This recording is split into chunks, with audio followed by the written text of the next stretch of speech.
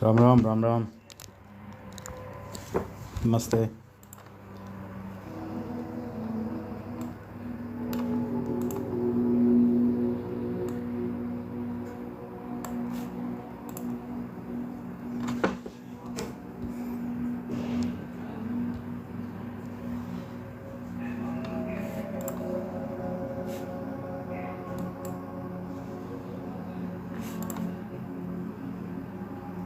Ram Ram, Ram Ram.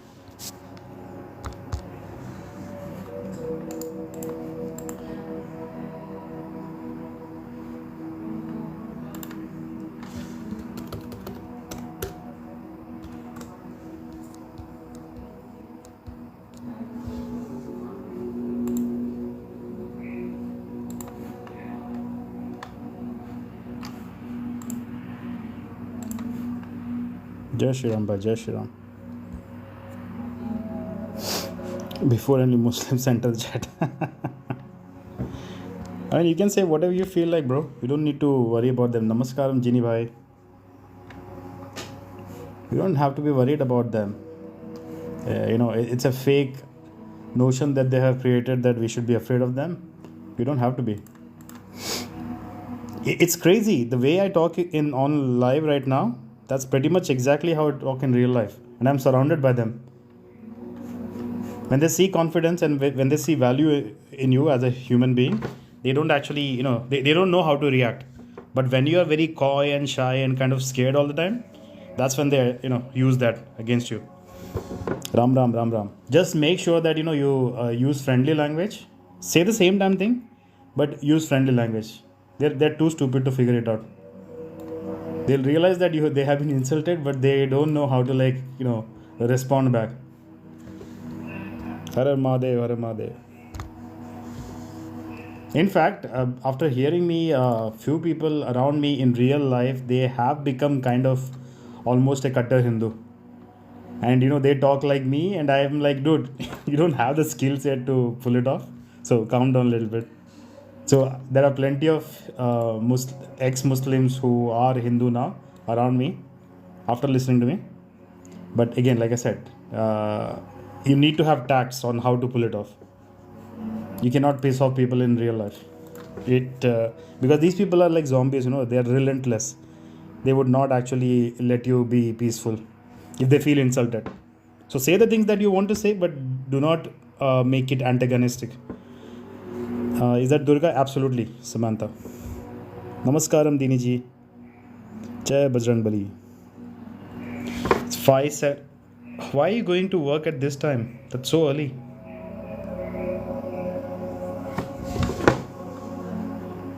And it's imperative that all the Hindus, all the non-Muslims actually talk like that, because they should be okay, they should be okay hearing their religion criticized. The more we do that, the more their idea of blasphemy and all that, it will take a black seat. It's good for society.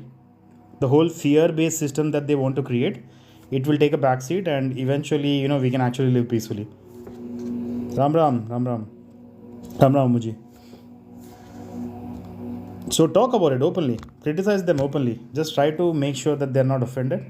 Just try to make sure that even if you do offend them, use words in such a way that it doesn't piss them off. Just be smiling all the time. It works.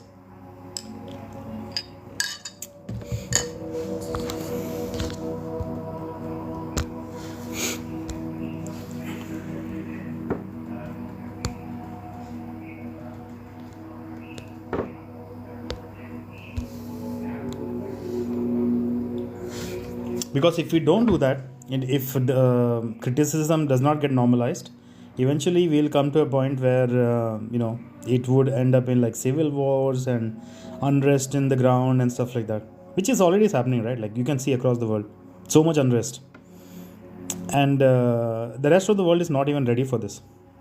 Most Hindus have no clue what is coming to them. In UK, a couple of years ago, or was it last year, the place called Leicester, right? The Hindus had to face this. Suddenly on the street, they're coming and like cursing the Hindus. Thankfully, Hindus had a good leadership over there, and Hindus showed strength back too. Okay, there was no actual war, there was no actual fighting, But just showing strength, it meant that they took a step back. They were like, this could actually turn to super ugly, so they took a step back. But if Hindus had not shown strength, there's a good chance they would have attacked. It would have become super ugly. This is why showing strength is important, holding your ground is important, and replying back in their own language, using words is absolutely important. Okay, cowering back will not do anything. Hindus are not supposed to do that. Read our scriptures. It doesn't tell you to cover back. It does not tell you that, oh, go work and make money, it should be enough. It does not say these things. You have to protect civilization. And across the world, everywhere that you are living right now, you have a sense of peace, right? You're able to sit down, have a meal absolutely peacefully. Don't you want that to be continued? So the moment you see somebody threatening that, you have to actually show some strength. And by showing strength, I'm not talking about using force, I'm just talking about showing some numbers. That's enough. United together as humanity, just show strength, that's it. Hindus have stopped doing these things for a long time now. 1,000 years of colonization has taken our spine cord away. By the way, 1,000 years of colonization, all the heroes who could fight, they fought tooth and nail. Women, children, they picked up utensils from their kitchen and fought. That's why India is still a Hindu majority country. The amount of sacrifices, we cannot even imagine what our ancestors had to go through. That's why India is still a Hindu majority country. So let's at least value that. This is why, tomorrow we don't want India to become another Bangladesh. And it can happen every day, day and night. These people are planning.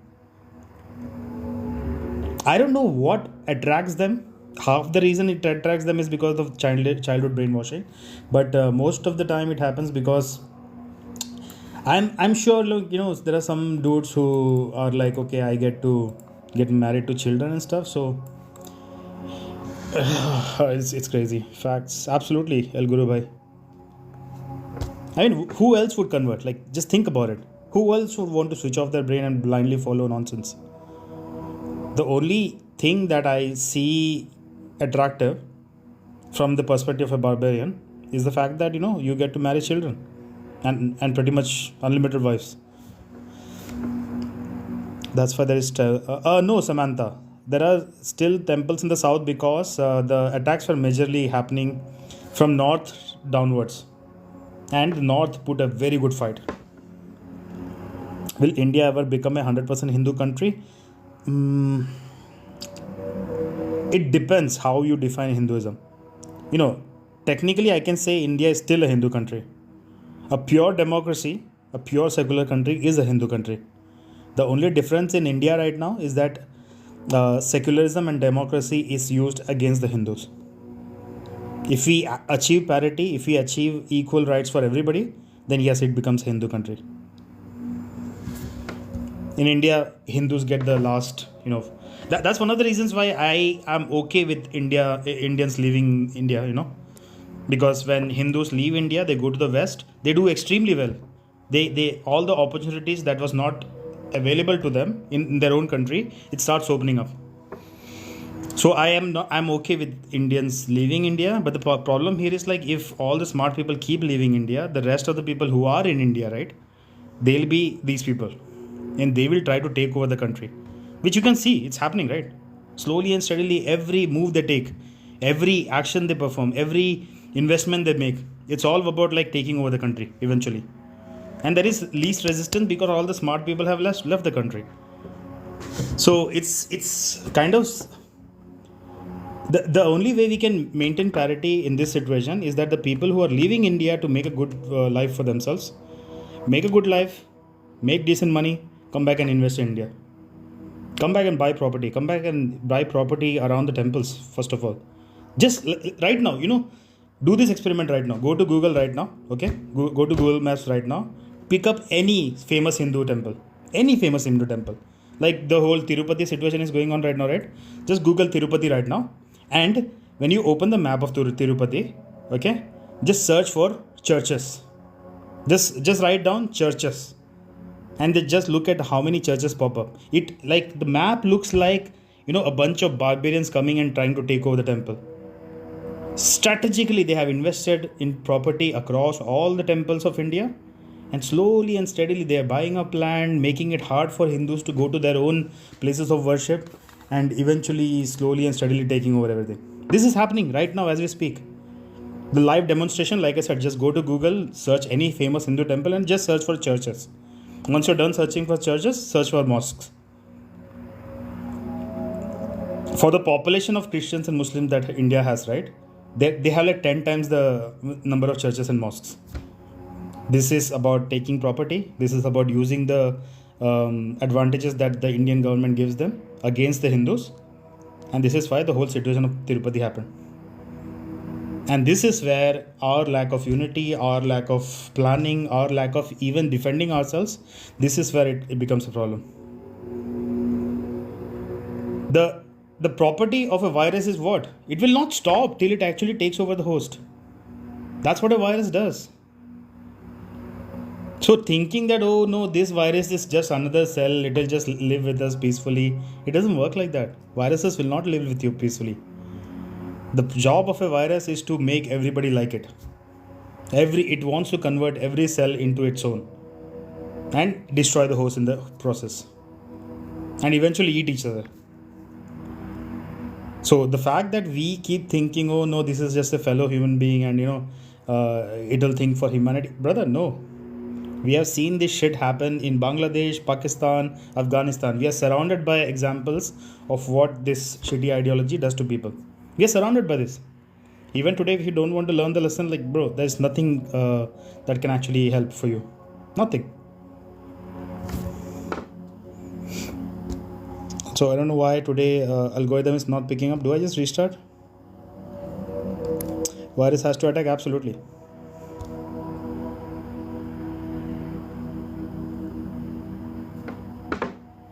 Okay, let me just restart. I'll be right back.